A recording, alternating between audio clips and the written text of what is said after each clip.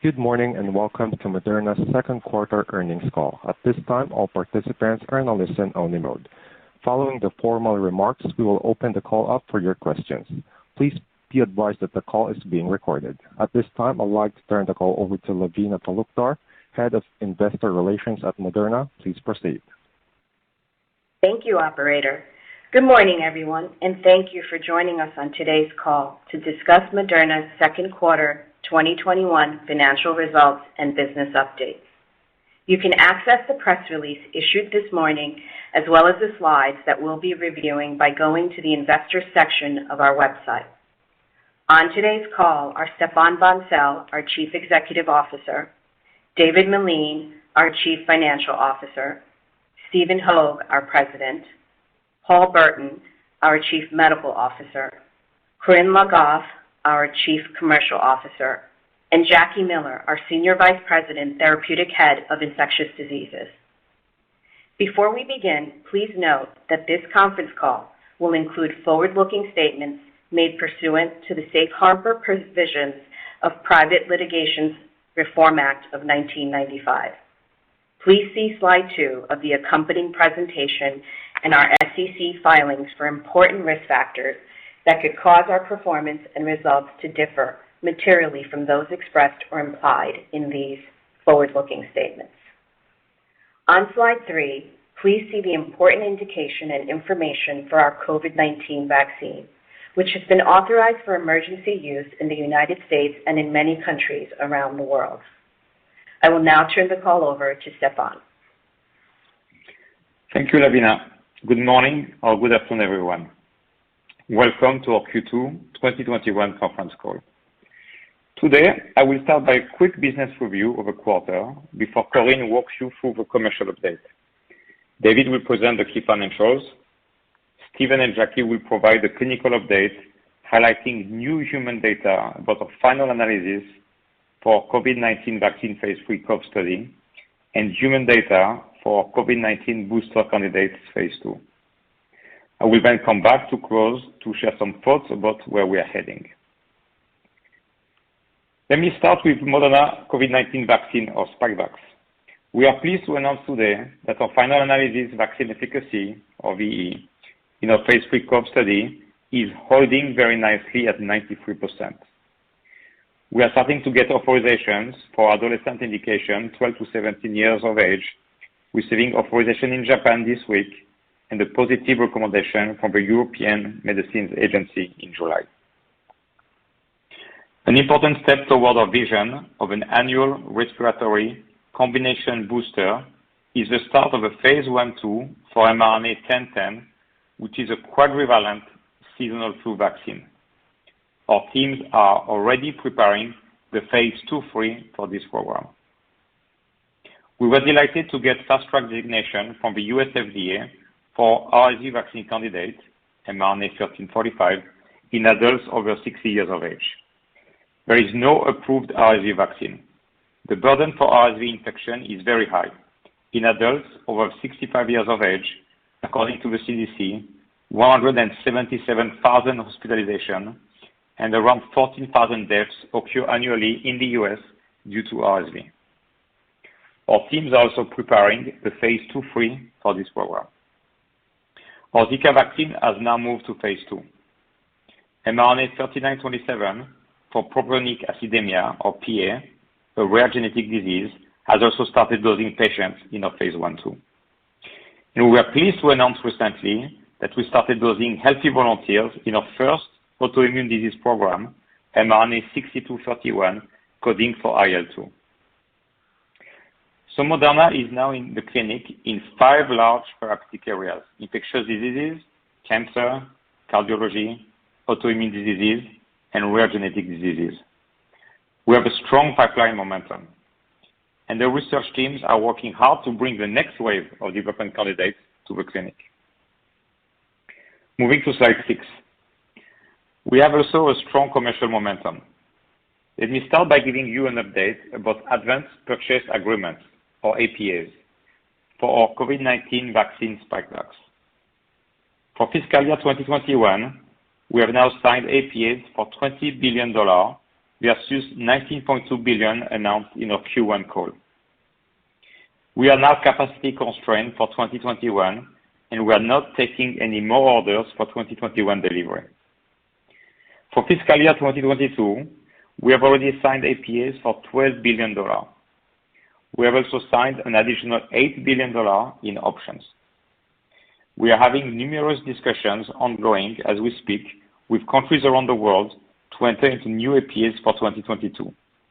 We'll continue to give you updates on a regular basis.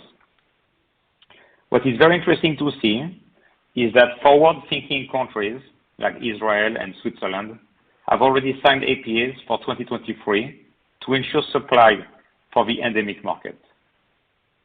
On the financial front, we delivered $4.4 billion of revenue and $2.8 billion of net income. The cash generation in the quarter was strong at around $4 billion, bringing our cash balance to over $12 billion at the end of June. We're also announcing today our first share buyback plan. Our board of directors has authorized share repurchase for up to $1 billion. David and I will give you more color in a few minutes. For 2021, we continue to forecast supply between 800 million and 1 billion doses. For 2022, we forecast supply between 2 to 3 billion doses, depending on the final dose approved by the regulators for our booster. At 50 microgram, up to 3 billion doses. At 100 microgram, up to 2 billion doses. As we continue focusing on scaling the company, I am delighted to have 3 new executive committee members who joined recently.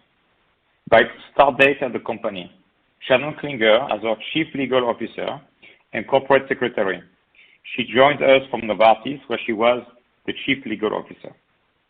Dr. Paul Burton as Chief Medical Officer. He joined us from Janssen Pharmaceuticals, a Johnson & Johnson company, where he was Chief Global Medical Affairs Officer. And more recently, Kate Cronin as our newly created role of Chief Brand Officer. Kate was until recently the CEO of Ogilvy Health. I look forward to working closely with Shannon, Paul, and Kate as we scale Moderna to the next level. On slide 9, you will find our usual summary slide. A few important things to note. We are now preparing phase 2/3 for quadrivalent seasonal flu and our RSV program. Our team continues to grow as we increase manufacturing capacity for COVID-19 vaccine, as we move programs from early-stage clinical study to late-stage clinical studies, and as we increase investment in research for the next wave of development candidates. Let me now turn to Corinne to give you a commercial update. Corinne? Thank you, Stéphane, and good morning or good afternoon, everyone. I am happy to share the productive quarter the commercial organization has had in the second quarter that continues into today as we ramp up our efforts to supply the Moderna COVID-19 vaccine, or Spikevax, to countries around the world. Let me start by recapping the advanced purchase agreements that we have signed for delivery in 2021 on slide 11. Since the last quarterly call, I am very happy to highlight that we have signed APAs with COVAX for 34 million doses this year, an additional 110 million doses to the USG, bringing the total of doses for the United States to about 400 million doses, and 10 million doses to Australia for delivery in 2021. In total, we anticipate up to $20 billion in sales from these agreements as we deliver against them throughout the remainder of the year. We are proud to distribute our vaccine directly or through our network of partners across all continents, and most importantly, to ensure access to our vaccine to all countries, regardless of their income level, notably through the COVAX facility structure. I also want to mention that we are doing our utmost in supporting the U.S. government to execute the donations of Moderna doses of vaccines. Slide 12 lists out signed APAs for deliveries in 2022 and even in 2023. The construct of the APAs signed for 22 and 23 include both confirmed orders as well as options to be triggered at a future date. To date, we have already contracted for 22 product sales of $12 billion and an additional $8 billion in options.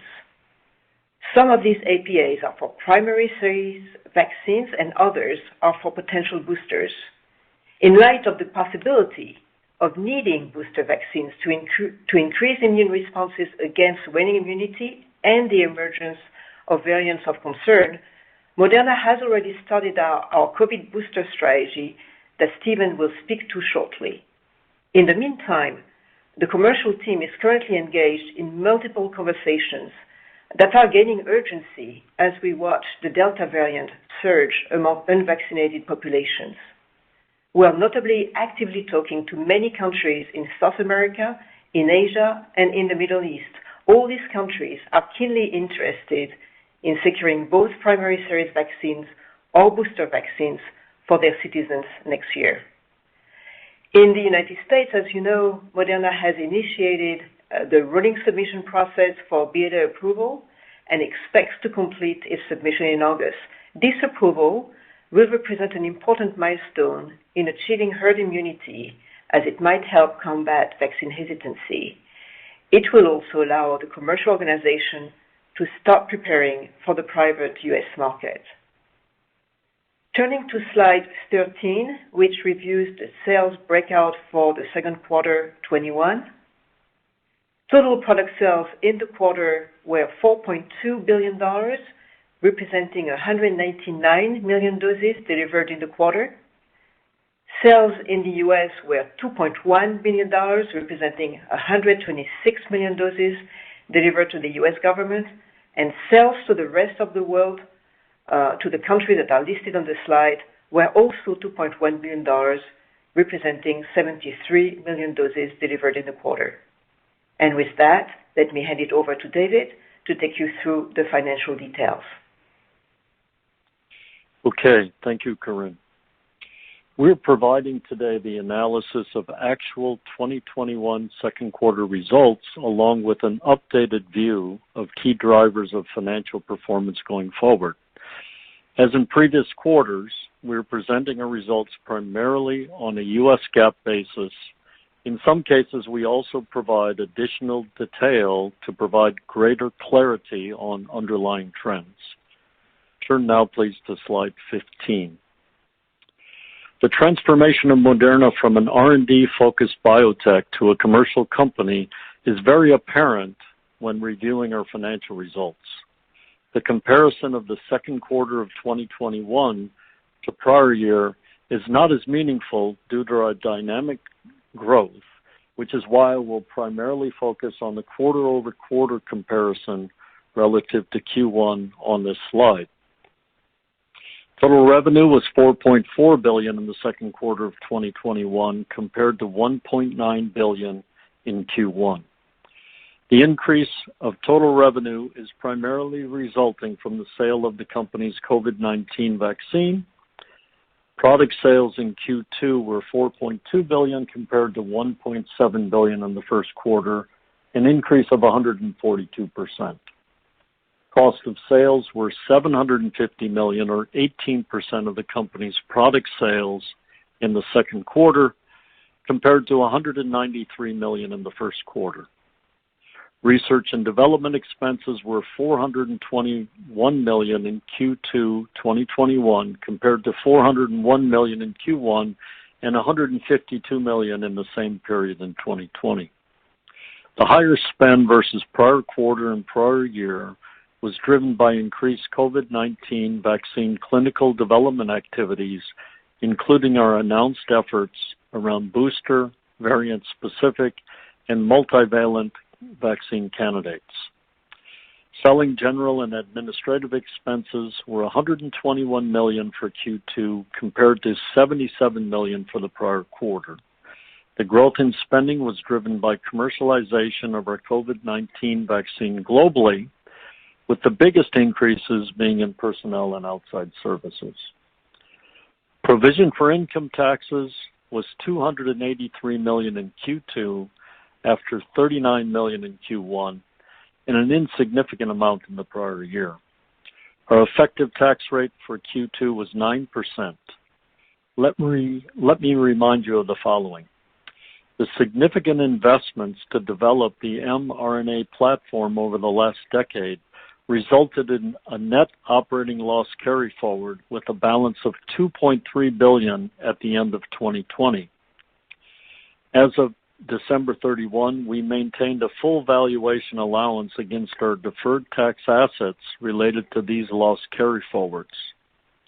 As discussed in our last call, we started to release the valuation allowance this year.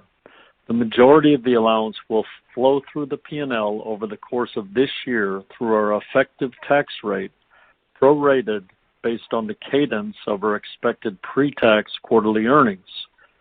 Over the course of 2021, the resulting non-recurring benefit due to the release of the valuation allowance is about 5 percentage points on our effective tax rate.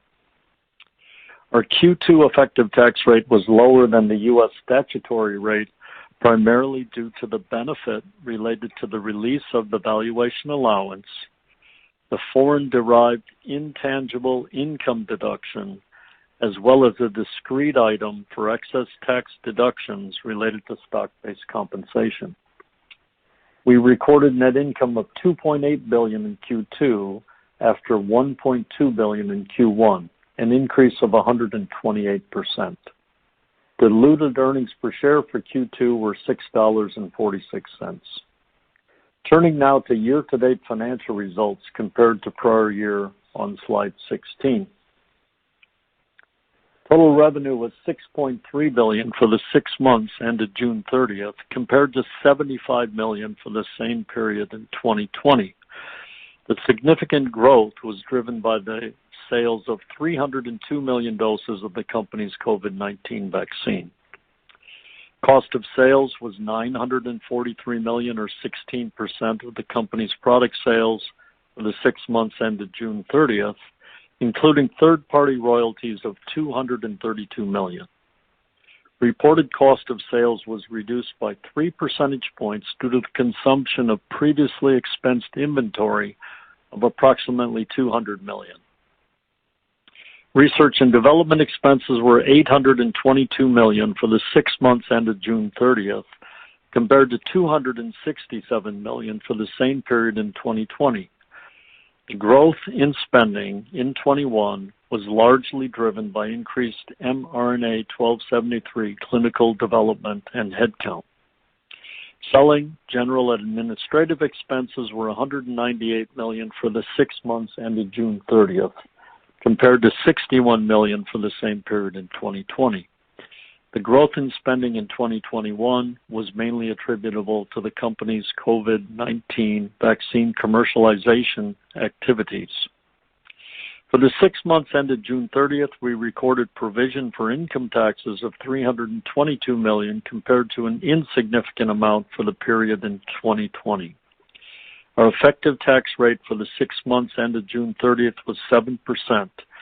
It was lower than the U.S. statutory rate, primarily due to the non-recurring benefit related to the release of the valuation allowance, the ongoing benefit of the foreign-derived intangible income deduction, as well as a discrete item for excess tax deductions related to stock-based compensation. Net income was $4 billion for the 6 months ended June 30th, compared to a net loss of $241 million for the same period in 2020. Diluted earnings per share were $9.30 for the 6 months ended June 30th, 2021.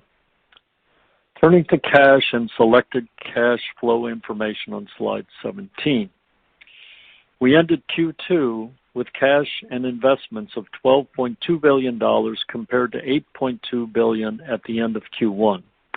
The increase is driven by our commercial sales and additional customer deposits received in the second quarter for future purchases of our COVID-19 vaccine. Net cash provided by operating activities was $4.1 billion in Q2 after $3 billion in Q1, totaling then $7 billion year to date.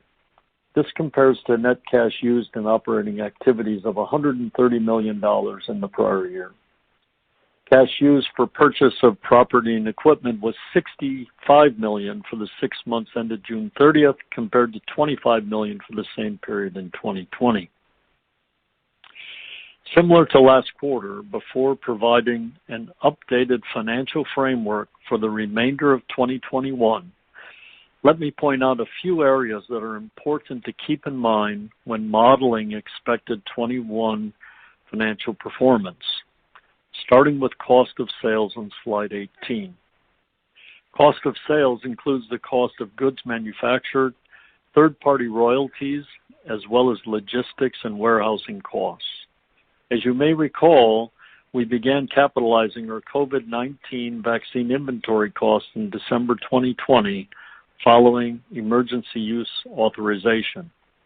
Prior to the authorization, inventory costs were recorded as research and development expenses in the period incurred.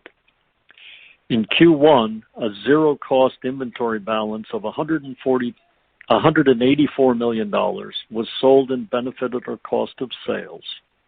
If inventory sold during the first quarter was valued at actual cost, our cost of sales would have been $377 million, or 22% of product sales. In Q2, cost of sales of $750 million, or 18% of product sales, were no longer materially impacted by the zero-cost inventory, hence the relevant comparison is the adjusted ratio in Q1. The reduction of cost of sales as a percent of product sales when comparing to the adjusted cost of sales in Q1 is primarily driven by a customer mix-driven increase in our average selling price during the second quarter. Now turning to our cash and investment position on slide 19. The cash and investment balance reported as of June 30th was $12.2 billion, up from $8.2 billion as of March 31. The increase is driven by our commercial activities, including net increase in customer deposits for future product supply of COVID-19 vaccine. The net cash balance of customer deposits increased from $5.6 billion at the end of Q1 to $6.8 billion as of June 30th. Turning to slide 20, I wanted to share our capital allocation priorities. We seek to optimize our capital deployment and maximize long-term shareholder returns. Our top investment priority will continue to be reinvesting in the base business across multiple areas. For R&D, we have more than tripled spending in the first half of 2021 relative to the prior year, and we will continue to significantly increase spending in this area to advance and accelerate our pipeline. For manufacturing, we previously disclosed our 2021 capital expenditure plans, which will allow us to increase our production capacity. Additionally, we are investing heavily in digital, automation, and AI, as well as scaling up our global commercial operations, which will allow us to maximize the impact of our mRNA platform. Our second investment priority is to seek attractive external investment and collaboration opportunities to further expand the reach of Moderna's technology and capabilities. We are considering attractive strategic opportunities that enable and complement our platform and take a disciplined approach in evaluating potential outside investments. After evaluating internal and external investment opportunities, we then assess additional uses of cash. As part of today's press release, we announced that the board has authorized a $1 billion share repurchase program. This program is authorized for a 2-year period. Based on the strength of our financial results for the first half of the year and our confidence in our business outlook, we believe it is an appropriate time to initiate this program. Turning now to the 2021 updated financial framework on slide 21. Signed advance purchase agreements for expected delivery in 2021 reflect a current full-year total of approximately $20 billion in anticipated product sales, including the $5.9 billion of product sales already generated in the first half of this year. For the full year, we continue to expect a minimum supply of 800 million doses at the 100 microgram dose level, our manufacturing team and our partners continue working to supply up to 1 billion doses for 2021. We have signed advance purchase agreements for expected delivery in 2022 for total product sales of approximately 12 billion and options for an additional 8 billion. Numerous additional negotiations are still ongoing for 2022 APAs. We have also started to sign APAs for 2023. As we previously announced, we continue to make investments to increase our supply of vaccine, including by working with contract manufacturing organizations. We currently anticipate that our supply could be as high as 3 billion doses for 2022 if our sales are primarily at a 50 microgram dose level. If sales are primarily at the 100 microgram dose level, we anticipate that supply will be approximately up to 2 billion doses. The ultimate approach on dosage levels for 2022 and where we might end up in that range is subject to ongoing internal review as well as discussions with regulators and customers, and will also be impacted by the mix of primary and booster series. Our total cost of sales includes the cost of goods manufactured, third-party royalties, as well as logistics and warehousing costs. For 2021, we now expect the average cost total of sales as a percent of product sales to be between 18 to 20%, compared to our previous outlook of approximately 20% of product sales. This reflects the successful ramp-up of this global manufacturing network. With regard to planned R&D and SG&A expenses, Q2 expenses of approximately $542 million reflect a quarter-over-quarter increase of 13%, in line with the outlook we gave in Q1.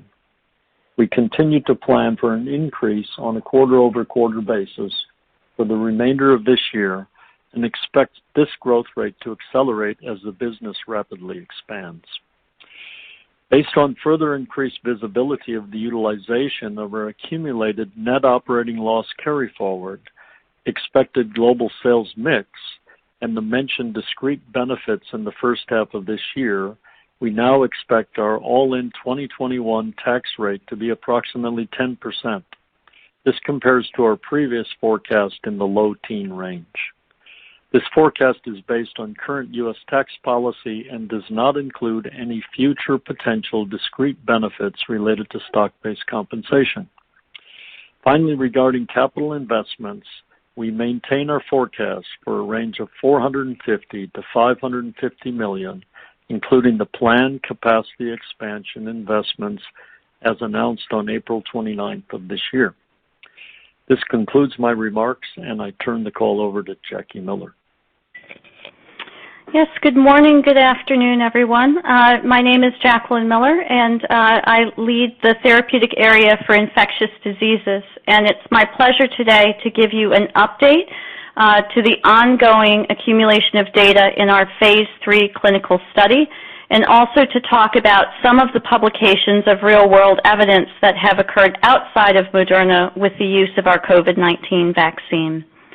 So on slide 24, you'll see the top-line updates to our COVE efficacy trial. And these are efficacy data that have now been followed through 4 to 6 months after subjects received their second vaccination of either mRNA 1273 or placebo.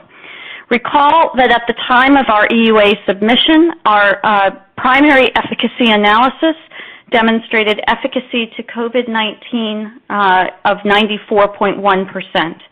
Now, 4 to 6 months after second dose, we see a maintenance of that efficacy of 93.2%, with a lower limit of the 95% confidence interval of 91%. We continue to maintain efficacy against severe COVID-19 disease with updated vaccine efficacy of 98.2%, and currently have 100% of efficacy against deaths caused by COVID-19.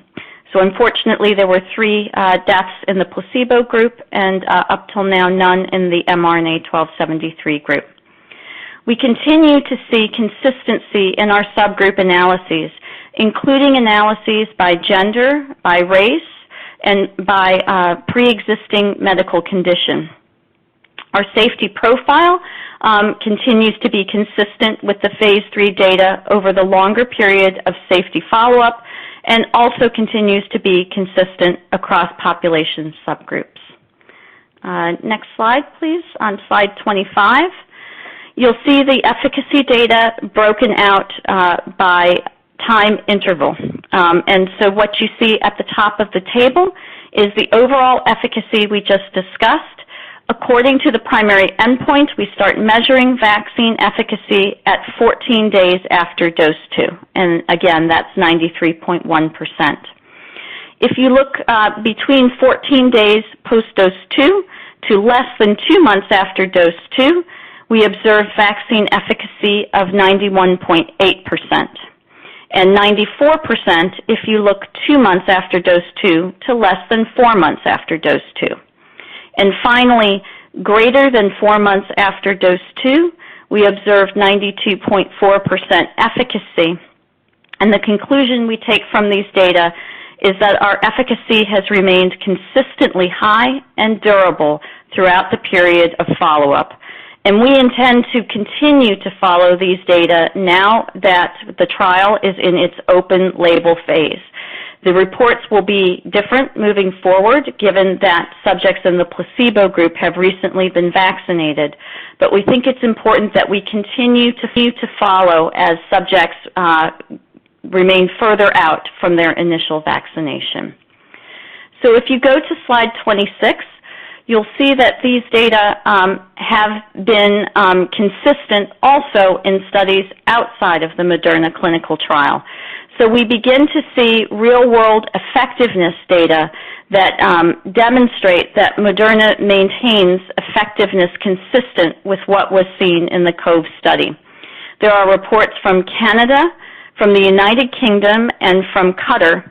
And importantly, these trials confirm that there is vaccine effectiveness not only against the Wuhan strain, but also against emerging variants of concern, including the Alpha, Beta, Gamma, and Delta variants.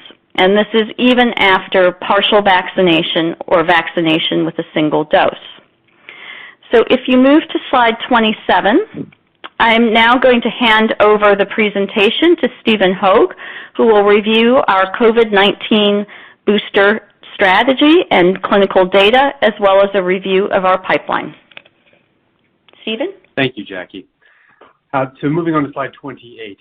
I want to start with an update of our perspective on COVID-19 and how it's impacting our strategy for boosters.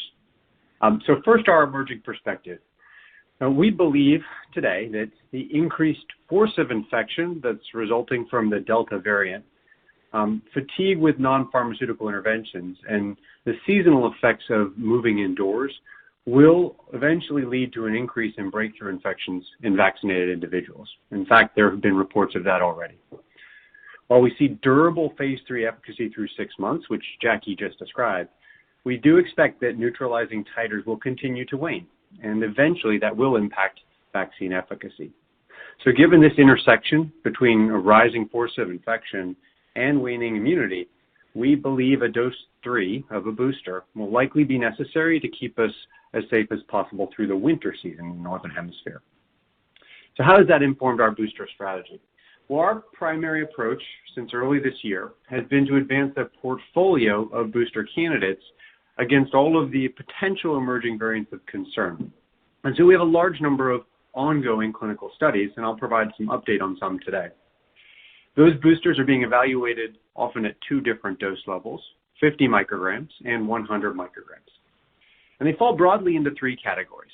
And first is our prototype vaccine, mRNA 1273, for which Jackie just described the primary efficacy data out of our phase 3 study. Second, we are looking at variant-specific booster candidates, Beta and now a new Delta variant-specific candidate. And third, we are looking at a multivalent platform, combining different variants into a single vaccine, first our mRNA-211 program and now a new mRNA-213 program, which includes the Delta antigen. The goal of the multivalent platform is to continue to try and stay ahead of where the virus is going by combining different antigens against emerging variants of concern.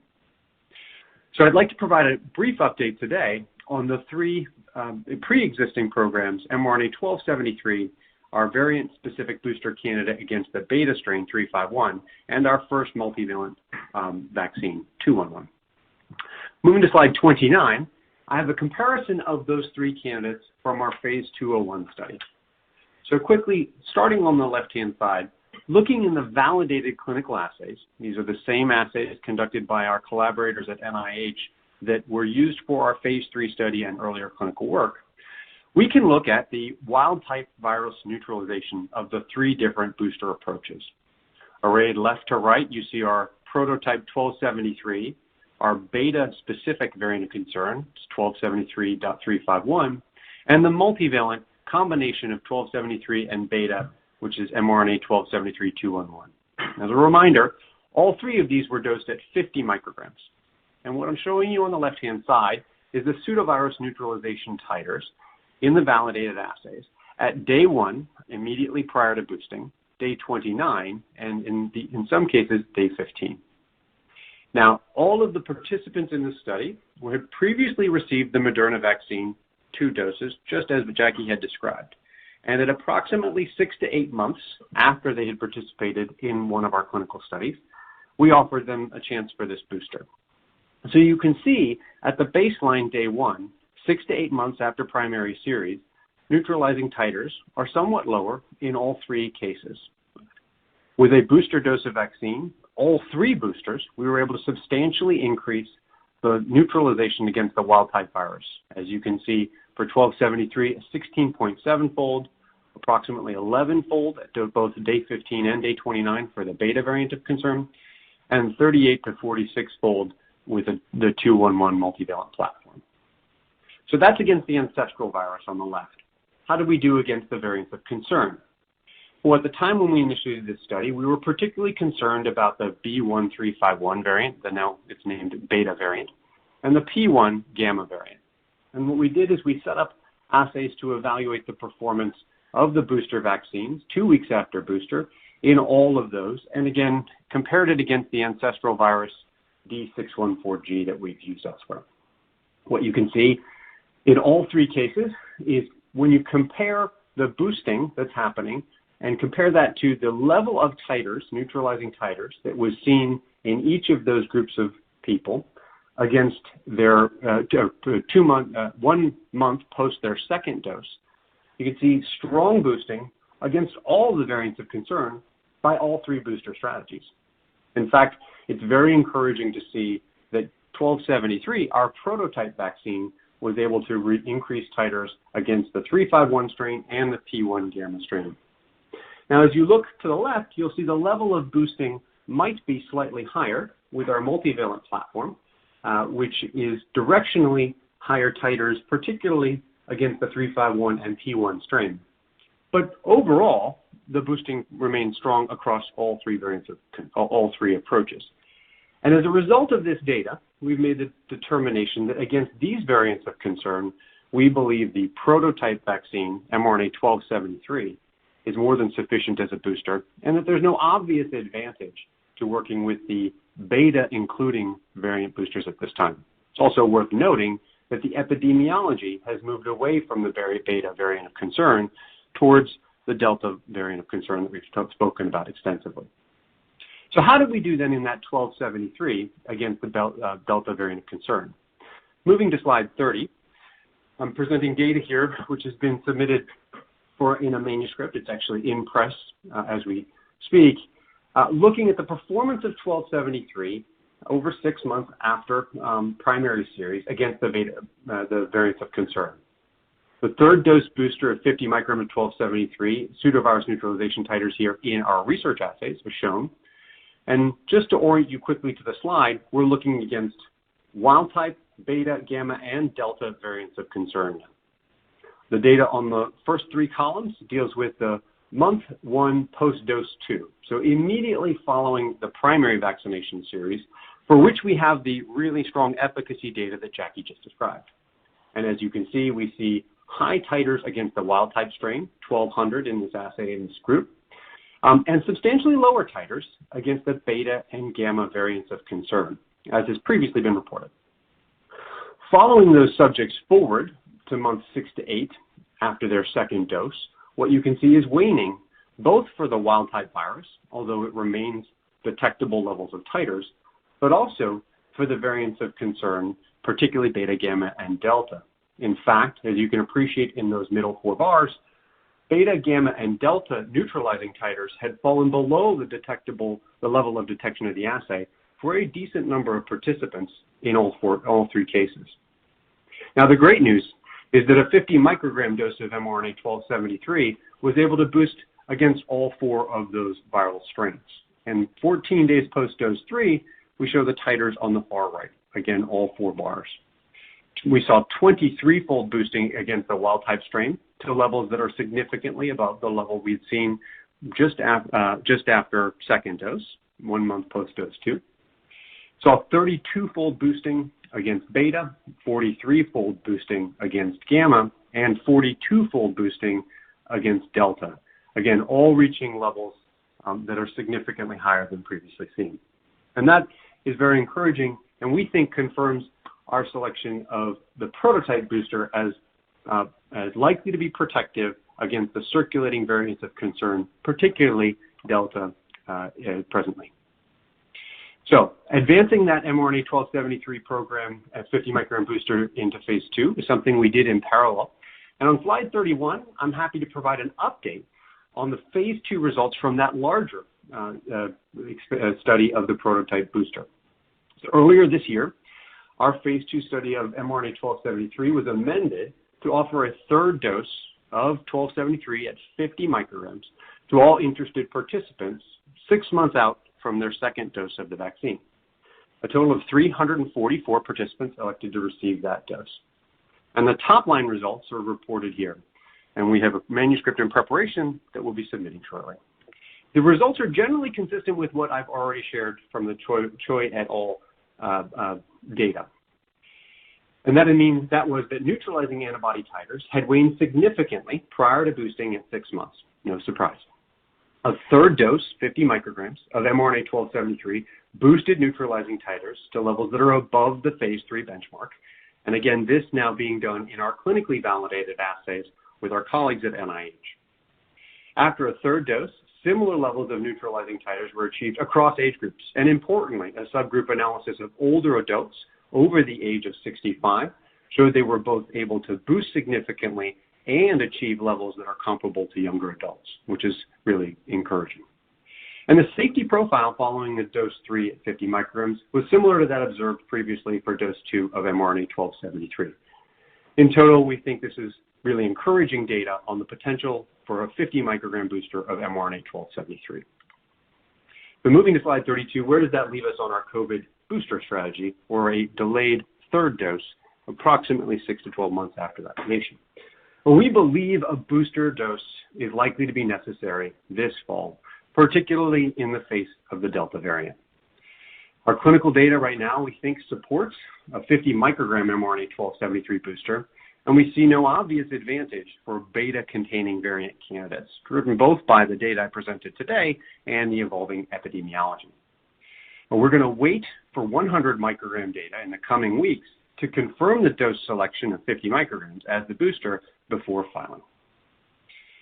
So moving off from the COVID booster, I'd like to provide a little bit of an update on the other parts of our pipeline. So moving to slide 33, we were excited to update today that mRNA-1010, our first seasonal influenza vaccine candidate, has entered the clinic, and that 1010 is moving quickly towards its ongoing phase 1/2 study. I'll remind you that mRNA-1010 is a quadrivalent seasonal flu vaccine that's targeting the WHO-recommended strains. And our vision is to eventually combine mRNA-1010 as a seasonal flu vaccine in a pan-respiratory vaccine booster for adult and elderly populations that combines flu, a COVID-19 booster, and potentially our respiratory syncytial virus vaccine. Looking at slide 34, across our infectious disease portfolio, beyond 1010, we have a number of other important updates. In our RSV vaccine, our positive interim phase 1 data was announced at Vaccines Day earlier this year, and phase 1 dosing in pediatric and adult vaccine is ongoing. We recently were pleased to announce that we received FDA Fast Track designation for adults over the age of 60 for this vaccine, highlighting the significant unmet need that we believe is there in this disease.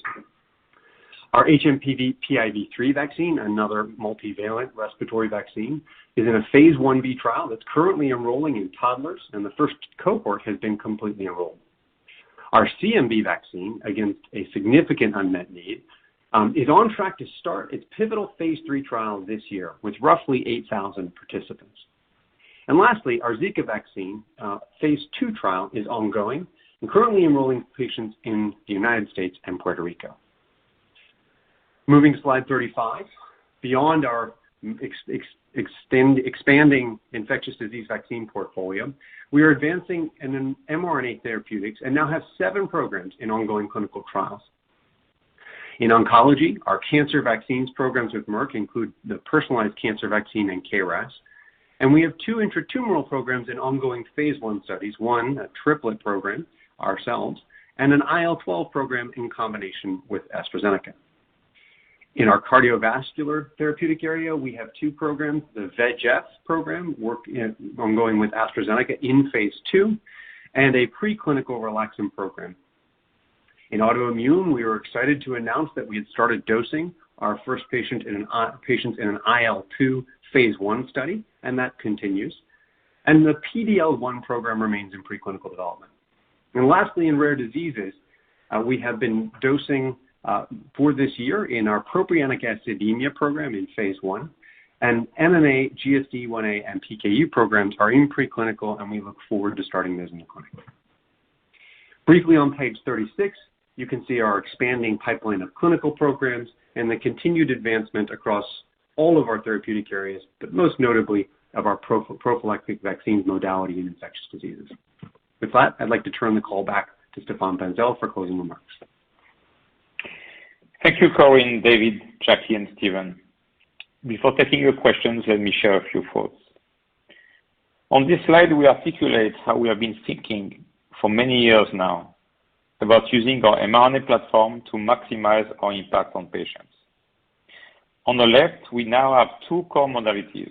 For vaccines in blue, we have achieved authorized products, and for systemic secreted and cell surface therapeutics in pink, we have achieved human proof of concept with our chikungunya antibodies, demonstrating we could get therapeutic level of antibodies and we could repeat those successfully.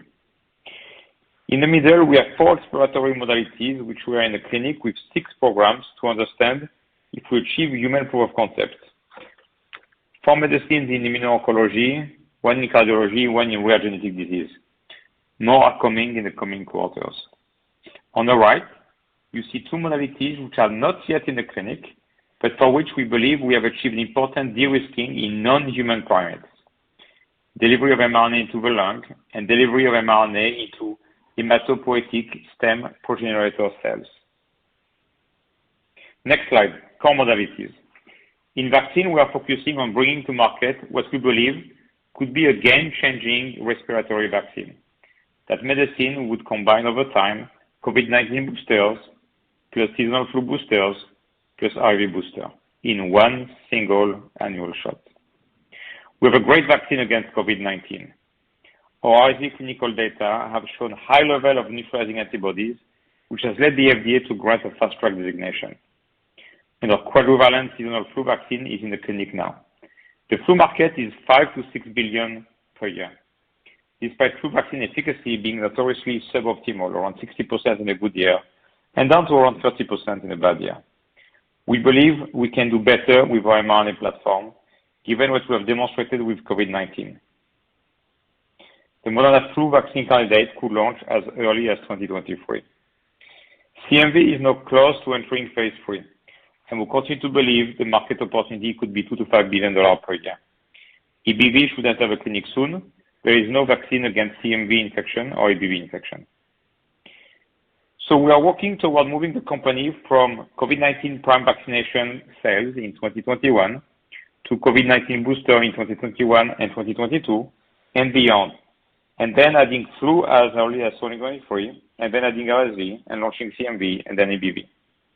I'm excited about this vaccine pipeline and how these vaccines could help prevent deaths, hospitalization, and disease in billions of people over the years. Stephen and his research team are not resting.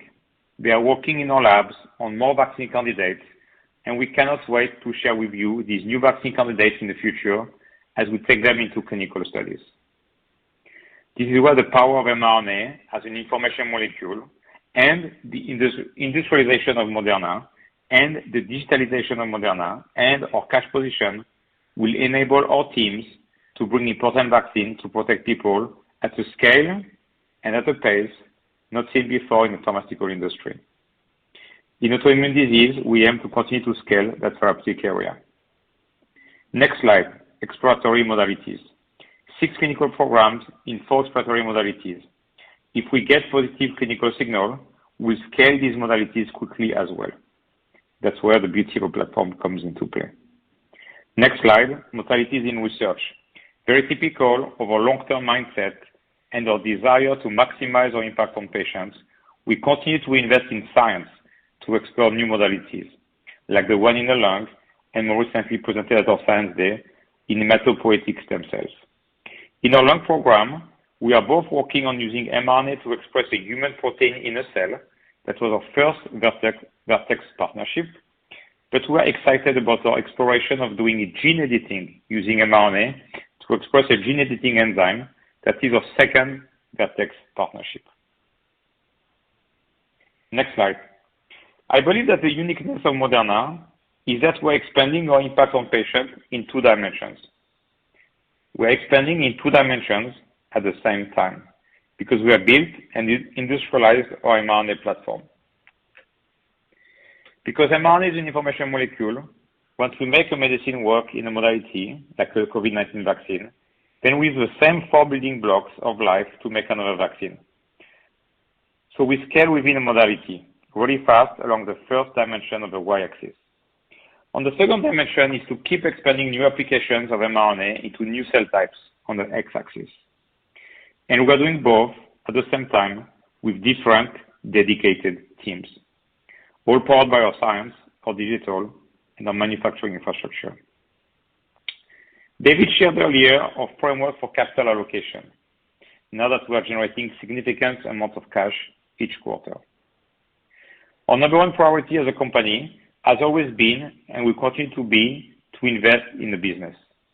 We continue to believe that we're in the early days of a new class of medicines, mRNA, and if small molecules more than 100 years ago and large molecules 50 years ago are any indication, the next 10 to 20 to 40 years are going to see a very large number of important medicines. And because mRNA is an information molecule, it will happen really fast. We aim to continue to build the world-leading mRNA company.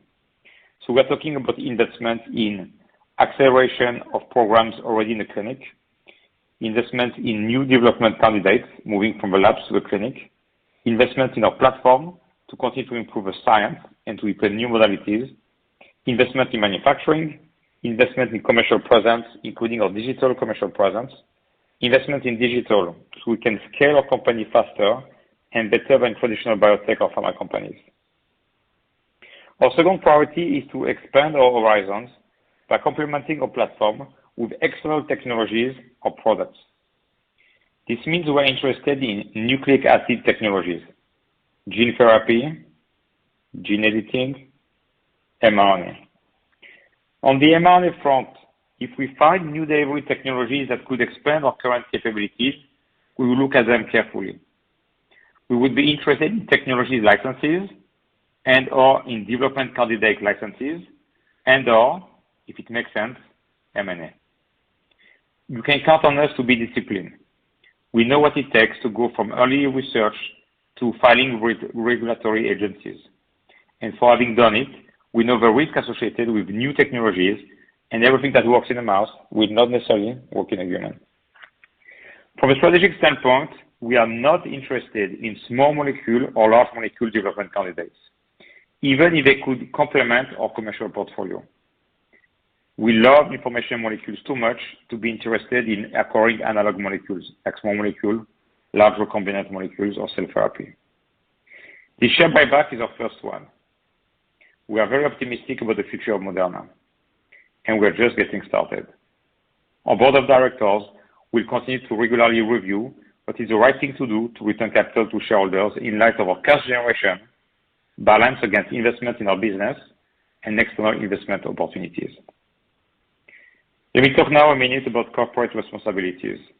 It is very important for us to make Moderna a model of corporate responsibility and to build a sustainable business. Like everything we do, we don't just want to do things well.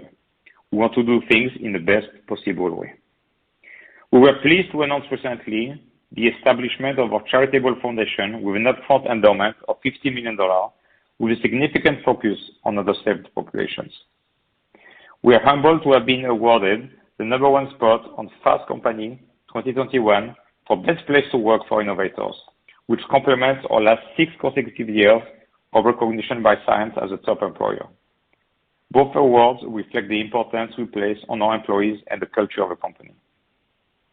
Recently, Axios Harris released its 2021 Corporate Reputation Survey, and the Moderna brand ranked 3rd among 100 of the most visible U.S. companies, our first mention on the list, and the highest ranking for any biopharmaceutical company for corporate reputation.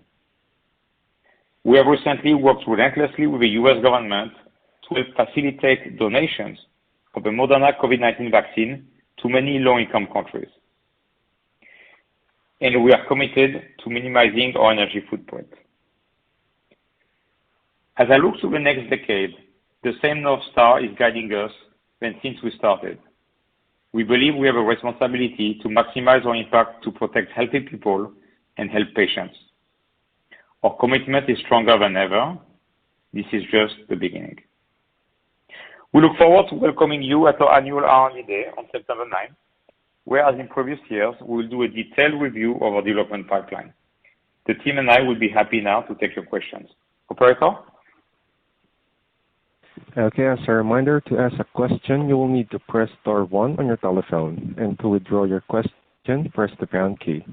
Your first question comes from the line of Salveen Richter from Goldman Sachs. Your line is now open. Good morning. Thank you for taking my questions. Could you walk us through the dynamics for 2022 and beyond in terms of APAs for Spikevax, essentially demand in the context of supply of the 2 to 3 billion doses for 2022, and then how we should think about the years beyond 2022 and pricing? And then secondly, with regard to external BD, how are you thinking about integrating areas like gene editing and gene therapy with your platform?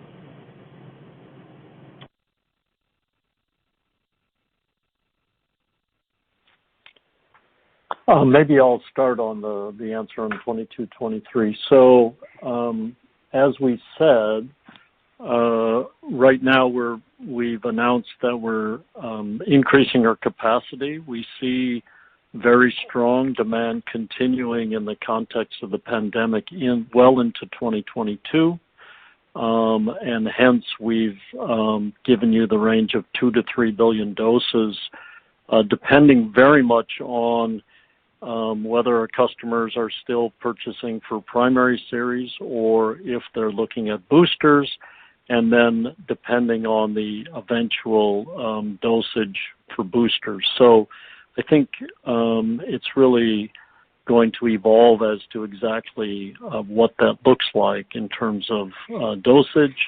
Going beyond 22, as we said, we are starting to see now the forward planning countries that are looking beyond the very near term. We're starting to then have contract discussions and in fact have agreed some contracts into 23. But I think it's early to really know as to how this is going to evolve in terms of the transition from pandemic to the endemic phase. In terms of pricing, I think it's helpful to to start with where we are in 2021 to have a context for understanding pricing going forward. So really 3 buckets of pricing in 2021. We have the U.S. government, where the first 100 million doses was priced at a little over $15. The subsequent 400 million doses were contracted at $16.50, and that pricing was considering a couple things. One is the BARDA funding we received to underwrite our phase 3 trial, and also the size of the contract, the 500 million dose contract, which is very large. The second category is the higher income ex-US countries, where, as we've said in the past, we start with a price range of $32 to $37 a dose, and there are some cases where we offer discounts based on volume for high volume. And then the third category is low and middle income countries, which have received the lowest tiered pricing, including those sales to COVAX, which are considerably lower than the price to the U.S. government. So if we start with that framework for 21, what we can say is that the contracts that we've signed now for 2022, the pricing constructs are very consistent with that framework that we've had in 2021. And so we see a continuation in the context again of the pandemic with the pricing framework. If you look at the average price that you'd calculate in your model, of course, that's going to depend on the mix across these categories. And of course, we're expecting to see significant sales to the middle and low income countries, and that increasing in 22. So it shouldn't be surprising if the average you see some declines. And then finally, I would just comment that as we move into a post-pandemic period, then we would expect, as we've said in the past, to market forces to impact our price negotiations. So hopefully that answers your questions. And Salveen, I'll maybe just pipe in at the end with your first question on gene editing, which is, how do we see it intersecting? Look, I think we have been, as you all know, the innovator in mRNA and lipid nanoparticle delivery and therapeutics for a while, and we've watched the space quite interestingly, or quite significantly, in terms of ways that we could help with delivering gene editing cargoes across a range of different tissues where our lipid nanoparticle systems have been shown to go, even in humans. And we think it's the right time for us to start to expand in that direction. If there's a general convergence, I think, out there in the gene editing space, it's that messenger RNA and lipid nanoparticles are perhaps the way to go. And that's something we strongly agree with, having spent the last decade working in that technology. So you'll be looking for us to bring new payloads, new capabilities, new enzymes into our existing technological capabilities, which we think are best in class. Thank you.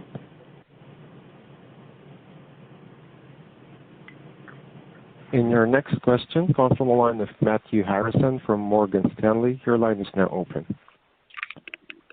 Great. Good morning. Thanks for taking the questions.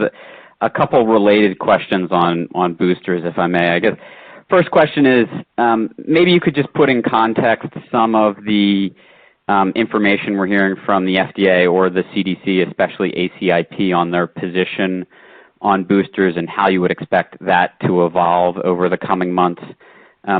Second, could you comment on the potential for a multivalent booster and how you might be thinking about that in the context of the data you presented today, especially just on using a third dose of the existing shot? And then third, could you maybe just comment on your views of long-term virus evolution?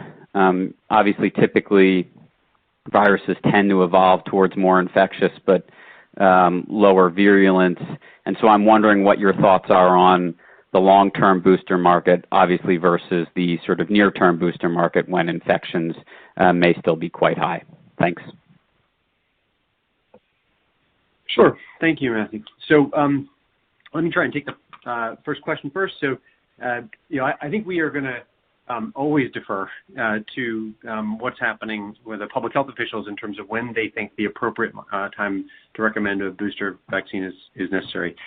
Where we see the data ourselves, I can't speak to the challenges they face, but what we see is the potential for waning immunity. In fact, if you look at back at our Vaccines Day, we had Professor Davenport come in and present work that he'd done at University of New South Wales in Australia, showing what he predicted back in March would be the picture for waning immunity from the vaccines. It was recently published in Nature Medicine. I had a chance to open it, and it's looking remarkably prescient because the predictions he was making about the relative strength of the different vaccines suggested that small differences in efficacy would start to emerge to be larger differences in efficacy at about 200, 250 days as neutralizing antibody titers waned. And that may be what we're starting to see. And if you play that forward, if you assume he's been right about those predictions, then that picture continues and continues through a year with continued declining neutralizing antibody titers over that time. And eventually, we therefore believe a real increase in breakthrough infections and disease, even with vaccinated participants, even with mRNA 1273. So we continue to want to be vigilant because that trend and those predictions we think will come to the fore. And I think the Delta variant has taught us to also be incredibly humble in the face of the virus's ability to fight back and increase its transmission. I mean, I think most of us would have thought SARS-CoV-2 was a pretty good infector earlier this year. Delta has shown us that it can make huge steps forward. And so for all those reasons, we think that it's appropriate to be cautious. Our approach is not to is to defer to public health on when boosters are going to be necessary, but to bring forward the best options as we see them based on the science that we see and the evolving epidemiology. And that's where I think our conclusion today is given beta, gamma, and particularly Delta, given the real-world efficacy that we're seeing out there against Delta right after vaccination with 1273 and the neutralizing titers that we can see that I presented today against Delta with a 1273 prototype dose, that we feel pretty confident that that's actually the right way to approach this round of the fight with the SARS-CoV-2 virus.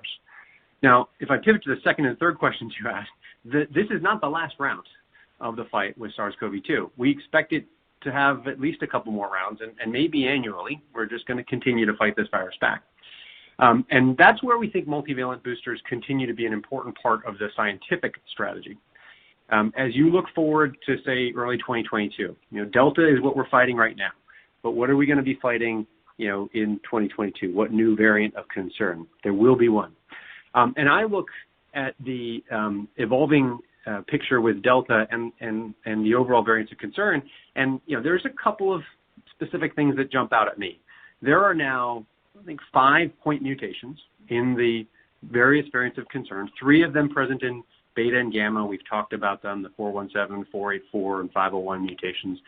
And now there's 2 mutations in the receptor binding domain in the Delta strain, 452 and 478.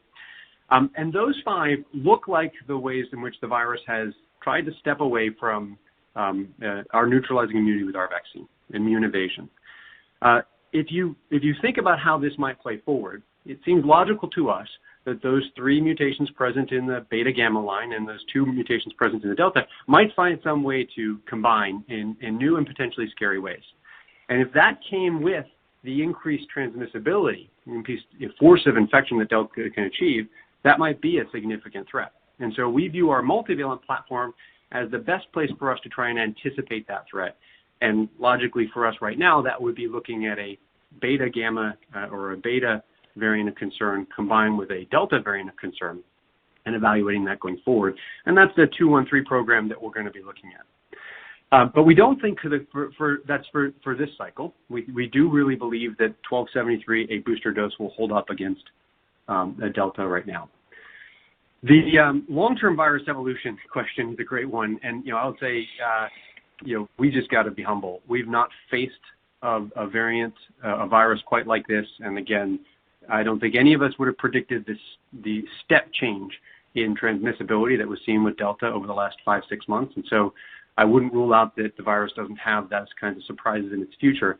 But if you take a very, very long view, 5-10 years view, I would say that we continue to think the model for what SARS-CoV-2 will look like in terms of an endemic market is probably predicted by other respiratory infections, the endemic coronaviruses like OC43, which every year have rates of reinfection in adult populations and young kids. Every year results in hospitalizations and some deaths, including in this country. And we therefore believe there will be a long-term endemic market. The virulence of those viruses, as you pointed to, is lower, and that's good news. Hopefully it's not as big of a threat as we're seeing right now. But we need to be cautious and humble because SARS-CoV-2 keeps surprising us. And maybe that virulence will be something more substantial than we see in endemic coronaviruses. So we're hopeful that it will that virulence will decline, but we really do believe the virus is here to stay for the long term, and therefore there's going to be a need to regularly boost particularly high-risk older populations against SARS-CoV-2 into the future.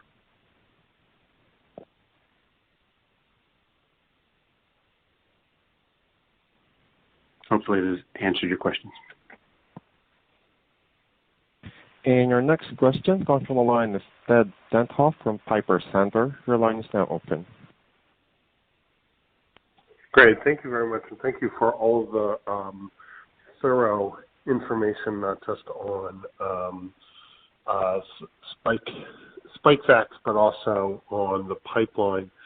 I guess my first question has to do with capacity and really trying to understand a little bit more fully what goes into continuing to grow capacity, especially overseas. And I guess the second question would be with respect to the orphan disease pipeline, which is, I think you guys know it's one of my favorites, just in terms of application for mRNA. How can we be moving faster there? Again, appreciating that you guys have a pandemic you're trying to address, but it seems to me like everything's set to go there, and just curious what we can be doing to maybe accelerate some of those important programs. Thank you so much for taking the question. Thank you, Ted. Yeah, maybe I'd take... Oh, go ahead. So Ted, I'll take the capacity, and then Stephen will talk about where this is. So as you recall, Ted, we've announced, I think it was in February, that based on the market feedback of the countries, given the high efficacy of our vaccine, that there was a lot of demand. And so if you recall, we decided to make very significant manufacturing capacity increase, 50% addition in the U.S. It's all at our U.S. site for drug substance in Norwood, and then the doubling of the OUS capacity at Lonza and Rsv. Our goal is to, as I said in my remarks, depending on the booster dose, which until we have final say by the regulator and until we see the 100 microgram data for 1273 third dose, as Stephen described, we won't know for sure. But if you model both the prime series APAs that have already been ordered, which will be, of course, at 100 microgram, if you model what we anticipate in the mix between prime series and booster vaccines for Spikevax, if the booster dose was 50 microgram, we could have up to 3 billion doses of supply. And if the booster dose was 100 microgram, that could take us up to 2 billion of supply. So it's a bit hard to think about it. What we're trying to do is to not have the challenge we're having this year, which is a happy problem. As I said in my remarks, we are still tracking for 800 million to 1 billion doses this year. But I've also said that we are not taking any more orders for 2021 because we are totally maxed out. And of course, we would want to be in a position where we can answer to any countries wanting more vaccines. And so by doing those investments, we really are hoping that next year we can make sure that we can fulfill all the demand we're going to get from the market. And as Corinne mentioned, while we have already signed $12 billion of APAs for next year, and there is, with those countries, an additional $8 billion on top of the 12 of options that those countries have, there are still a lot of discussions ongoing. And so what we want to do is to maximize the penetration of Spikevax around the world. And I believe that the new data of this morning showing that the efficacy, the final efficacy of the COAST study is holding very nicely, I think will just be yet another argument for countries to want to vaccinate as many people as they can in that country with 1273. Yeah. That's helpful. Stephen, do you want to talk about orphan disease? Yeah, Ted, I think we've had a longstanding commitment to these populations, and that's as strong today as ever. And we hear and want to do everything we can to accelerate these medicines for them. It's important to say this is, fast to the finish is the goal, not the fast to the start. And while we're pleased with the start of the propionic acidemia program and hopefully shortly MMA and others in the clinic, our goal is obviously to rapidly move through those phase 1 studies that find the right dose and hopefully then rapidly move into pivotal studies. And as you know, that can happen very quickly. And so, particularly in rare diseases, particularly with some early positive clinical data. And so that's what we're trying to do right now, is anticipate that positive data, expand and build out our team in that therapeutic area, and begin the more foundational preparations for closing very quickly if we can get some encouraging positive clinical signs. But we're working every day to try and to accelerate the time to those encouraging early data, and as well as I said, prepare for that future. Fair enough. Thank you, gentlemen. And your next question comes from the line of Michael Yee from Jefferies. Your line is now open. Hi, good morning. Thanks for the questions. 2 questions. One on boosting. Do you guys have a good sense of what you think the regulatory view or hurdle is to support boosting? You show that great data on slide 30 showing the waning of the antibodies, and I think we all see that could be a problem, and how the third dose gets you way up. But what do you think the specific data is, or put another way, the titer level for correlative protection would be to support boosting for the fall or the winter? That's question 1. And then question 2, a little bit similar, on flu, with that data coming up later this year, is it your view that significantly higher levels of antibodies will lead to significantly higher efficacy, and that with just a larger study that will also be supportive of a launch, I think you said in 2023. Thank you. Sure. So I'll try and take the first question, which was, so as you pointed to, well, we do not currently have a correlative protection in the world, unfortunately, for any of the vaccines, and so it's very hard to say objectively what titer, what level is this sort of the minimum level. Which is why in our minds, and subject to the regulators to developing their own perspective, but in our minds, the right way to benchmark this has been, let's look at that really consistent, high, durable efficacy in phase 3. Let's look at the neutralizing titers that support that, and let's do better. Let's get above those titers.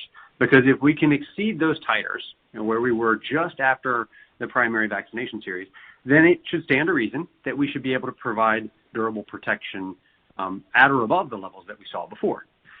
Now, of course, the virus is evolving, and that's where we see Delta, and we have to be humble about that. But the good news is it looks like in the real-world data that the vaccine 1273 is holding up against Delta, even with partial vaccination, as Jackie mentioned in her slides, and with some of those references. And so we do think that getting at or above those levels should hold up quite comfortably. How much above those levels? Is it 1.0? Is it 2.0? Is it some other number? I think that's ultimately going to be a sense that we want to have between ourselves of the data that we have, the benefits of the different dose levels, 50 microgram, 100 microgram, and again, the data we've already seen in terms of phase 3, and then a dialogue with regulators about how they see that benefit risk.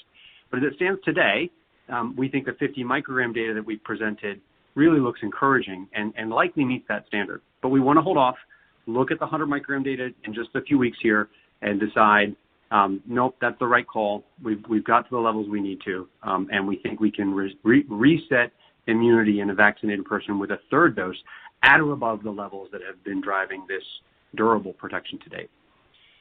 I'm sorry, I missed the second question. Could you just repeat it?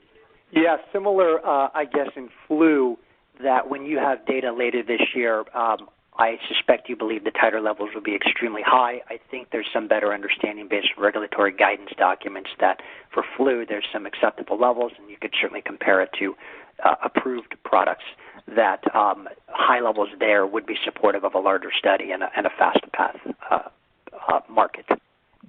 That's right. Yes, thank you for reminding me. So we haven't provided guidance on when we expect to be able to get through those subsequent studies and ultimately what that regulatory path is, because we have to engage in that discussion with the FDA and global regulators, and those are ongoing. And so it's really subject to them agreeing. But I would agree with your characterization. It's certainly our hope and view that because it's a well-understood market with things like the HAI titers, that even a new platform like messenger RNA might be able to leverage some of that thinking in terms of immunogenicity and safety as we think about moving forward to approval. We'll ultimately have to show efficacy and real-world efficacy as well, because that's what's going to be of interest for payers. But again, the regulatory path is going to be subject to discussions with regulators that are ongoing. So I can't provide more guidance at this time. Thanks. And your next question comes from the line of Jenna Wong from Barclays. Your line is now open. Thank you. I have 3 quick questions. The first one is, if boost shot turn out to be 50 microgram, should we still expect similar price range among the 3 buckets during pandemic phase? And then number 2 is, could you walk through the clinical trial development path for a single shot vaccine against COVID, flu, and RSV? And the third question is regarding the external investment opportunities. You mentioned that expanding to 2 new modalities, lung and hematopoietic stem cells, with gene editing with lipid nanoparticle delivery, currently focusing in the liver. Does that mean you are willing to expand to the liver diseases? So let me take the first question, Gina. On the boost, the price is not linked to the mass, so we anticipate the price of boosting to be set up and not related to those. I'll let Stephen talk about the second question. Is that okay? So I'm happy to take that question, Stefan. This is Jackie, and it's around the clinical development plan for a booster combination vaccine. And the good news is there have been multiple combination vaccine developments in the past, maybe not for this kind of a groundbreaking indication, but typically what we do is license the initial components first, and you know that we are working on our BLA for COVID. We are preparing phase 2-3 for flu and for RSV, and then we would look to license the combination vaccine through immunobridging. Thank you, Jackie. Thank you, Jackie. And I would... Go ahead, Stephen. Stephen, go ahead. I was going to take the gene editing unless you want to, Stefan. One comment, too, on Jackie's point. We already do have combination vaccines like the HMPP-3 vaccine, so we hopefully do have some experience there technically. On the gene editing question, we do have, as you know, programs that target the liver, but as we've presented at previous science days and even today, we have a platform technology that also we think allows us to get in broadly into the immune system, and particularly hematopoietic stem cells. And so where we imagine our strong suit to be is in delivering nucleic acid technologies to those areas. And of course, as we look to expanding in gene editing, you'll see us look to those technologies that we've got the most experience with first, and then bringing a range of different payloads into our capabilities. Thank you. It is 25 minutes past the hour, so I will hand this over back to Stefan Bancel to make closing remarks. Thanks, Lavina. Sorry, everybody, if you're still hearing us with a technical problem. We will work with the provider to figure out what happened. If you have any follow-up questions, please don't hesitate to contact Lavina. We'll make sure to reply to you quickly. Thank you for coming in today, and we look forward to talking to you at the latest for R&D Day of September 9th. Thank you and have a great day. Bye.